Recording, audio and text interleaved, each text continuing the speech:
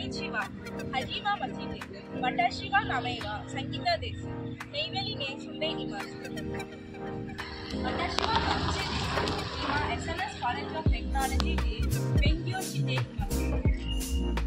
家族は4人です。私、父の名前はセルフワンです。私、母の名前は影田です。私、弟の名前はシャルです。私の住めはベストとオロロです。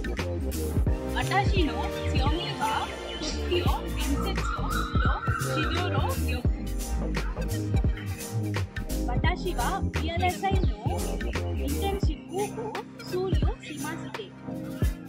私の目標はキャレンスで就職することです。よろしくお願いします。ありがとうございます。